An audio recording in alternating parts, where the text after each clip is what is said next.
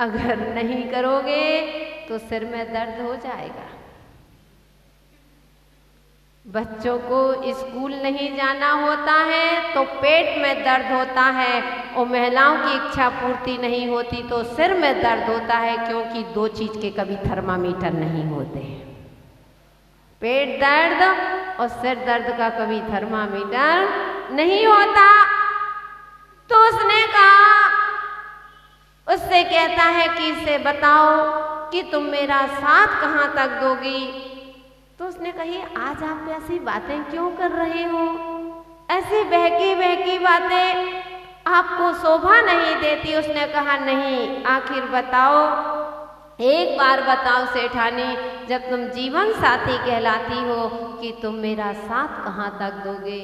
महात्माओं, वह सेठानी कहती है कि सेठ जी ध्यान रखना, बस मैं तुमने पूछा कि तुम मेरा साथ कहाँ तक दोगी, तो मैं तुम्हारा साथ इतना ही दे सकती हूँ कि जब तुम मरोगे तो तुम्हारे नाम से 13 दिन आंसू मुझे ही बहाना पड़ेगा, और कोई रोने वाला नहीं है। बस आपके नाम से 13 दिन आंसू बहा सकती हूँ, देहरी से बाहर आपका साथ नहीं दे सकती। जिसके लिए कमाते हो जीवन साथी बताते हो, जिसकी चिंता कर कर के अपना चैन गमाते हो, देहरी से बाहर हो देहरी से बाहर वह साथ न जाए रे, जीवन चलती हुई घड़ी कब रुक जाए। जिसको जीवन साथी कहते हो, जिसके लिए कमाते हो बंधुओं, ध्यान रखना कभी देहरी से बाहर आपका साथ नहीं देगी। तो वही सेठानी कहती है कि बस सेठ जी इतना साथ दे सकती हूँ कि जब मरोगे तो मात्र आपके नाम से 13 दिन आंसू बहा सकती हूँ, इसके अलावा देहरी से बाहर मैं आपका साथ नहीं दूँ। बंधु वह समझ गए। जैसे ही इस उत्तर को सुना, पुनः लौट करके वो मुनिराज के पास पहुंचते हैं। उन मुनि महाराज के जाकर के चरण पकड़ लेते हैं, कहते हैं कि महाराज आज पता चला कि मैं कितना भ्रम में था। मैंने धन को ही समझा था, मैंने बच्चे को सबको समझा था, महल और अपनी पत्नी को सबको समझा था कि यह मेरा साथ देगी, लेकिन महाराज आज आपने मुझे जगा दिया, आपने मेरे अंतःकरण के पट खोल दिए। आज पता चला कि यह स्वार्थी संसार है। भवात्माओं, आप भी सुन रहे होंगे, विचार कर रहे होंगे कि कैसी कहानी थी, कैसी सेठानी थी, लेकिन सेठ जी यह और किसी की कहानी नहीं, आप सब सेठों की कहानी है, आप सबकी कहानी है, घर घर की कहानी है। इसलिए वे मुनिराज के पास जाकर के महाराज नहीं बने थे। ध्यान रखना, नहीं तो तुम घबरा जाओगे वो महाराज बन गए होंगे। नहीं, वह अपने धर्म से लगे। उन्होंने समझ लिया था, इस स्वार्थी संसार को समझा था कि यह स्वार्थी संसार वास्तव में आँख खुले का सपना है। जब तक आँख खुली है, जब तक सब अपने दिखाई दे रहे हैं, और जिस दिन आँख बंद होगी उस दिन कोई भी हमारे अपने नहीं है। और सेठ जी जागे, धर्म से नाता जोड़ लिया, धर्म को समझने लगे।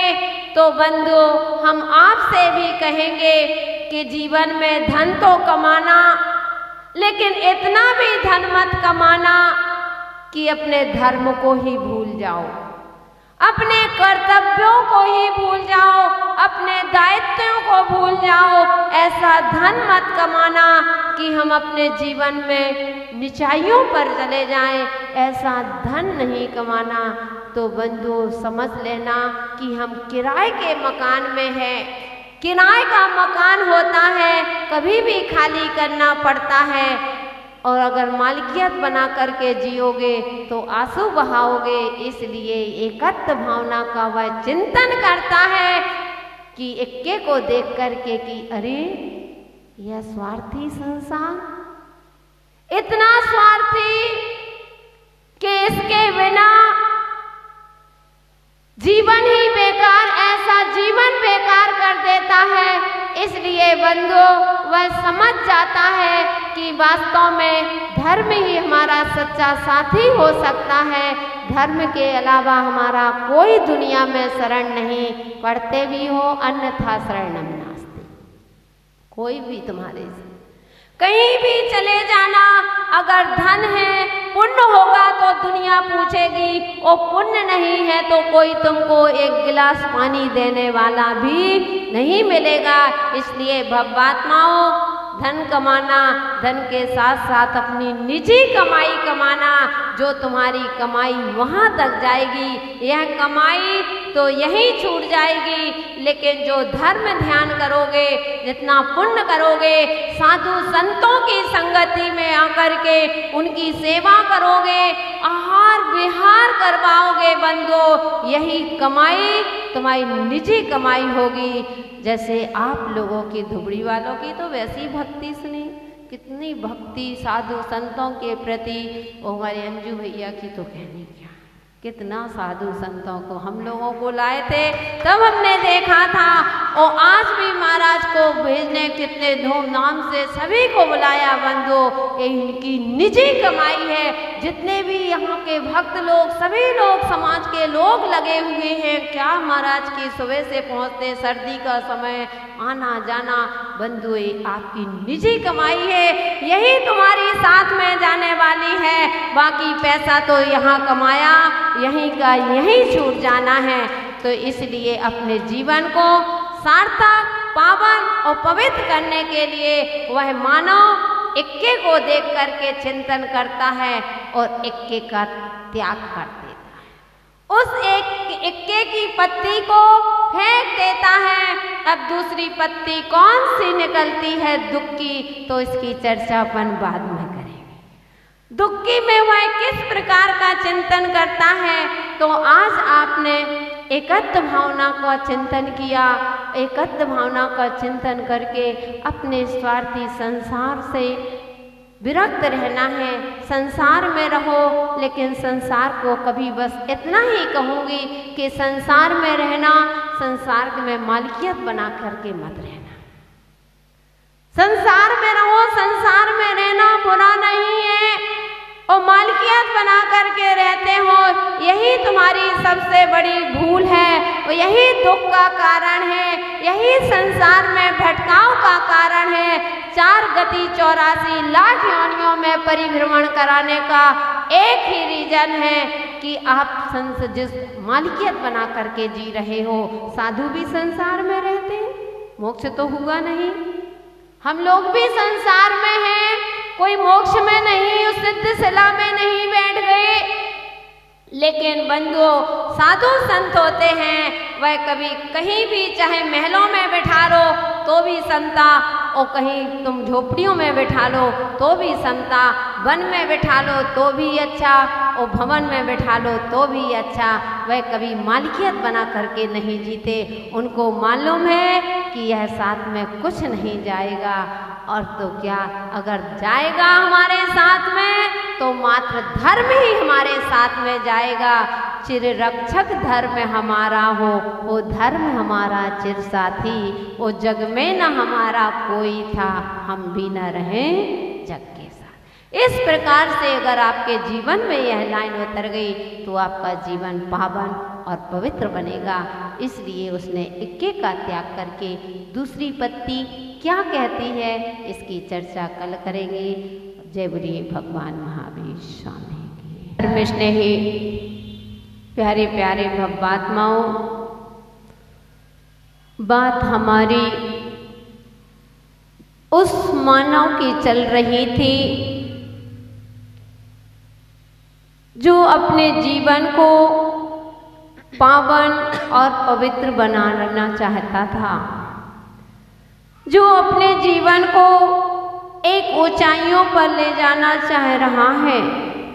चर्चा उस मानव की चल रही है जो अपने जीवन को, कंस जैसे जीवन को कृष्ण बनाना चाह रहा है, रावण जैसे जीवन को राम बनाना चाह रहा है। चर्चा चल रही है हमारी उस विषय पर कि जो अपने जीवन में सुख में से दुख को ढूंढते हैं उनका जीवन तमाशा बनता है, और जो दुख में से सुख को ढूंढते हैं उसका जीवन तीर्थ बन जाता है। तो अनादिकाल से बने हुए तमाशा इस जीवन को तीर्थ बनाने के लिए वह मानव की चर्चा चल रही थी कि मुनिराज से नियम लेकर के कि मैं स्वाध्याय करूंगा। जब जंगल में रहता है और स्वाध्याय के लिए कुछ नहीं, ना वहाँ पर कोई किताब, ना शास्त्र, ना पुराण, कुछ भी नहीं, तो वह ताश के पत्तों से में भी स्वाध्याय कर लेता है। और जिसको बहाना चाहिए तो पता चला शास्त्र भी होंगे तो कोई ना कोई बहाना बना लेंगे, नहीं करने वालों को 10 बहाने होंगे। अरे माता जी समय नहीं मिला, गेस्ट आ गए थे, छूट गया था।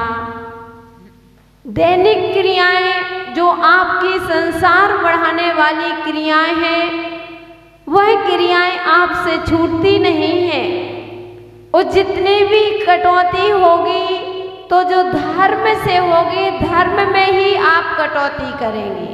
अगर आपके रिश्तेदार आ गए तो आप मंदिर में 4 पूजन करने का नियम है तो 1 पूजन करेंगे, जल्दी जल्दी स्वाहा स्वाहा किया, क्योंकि माता जी आज जल्दी जा रहे हैं, आज आहार चर्या में नहीं आ पाएंगे, आज गेस्ट आ रहे हैं। ओहो, अगर करना था, इतना ही था तो धर्म की जो क्रियाएं हैं उसी को तुमने कम किया।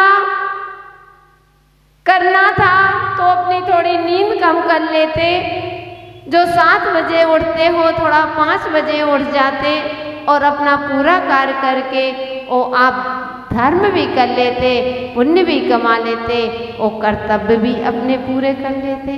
जो आपके दायित्व हैं, संसारी प्राणी हो तो वह दायित्व भी होते हैं, उसको भी निभा लेते नहीं। लेकिन जिनके अंदर प्रमाद होता है बंधु, तो वह मौका को छोड़ दिया करते हैं।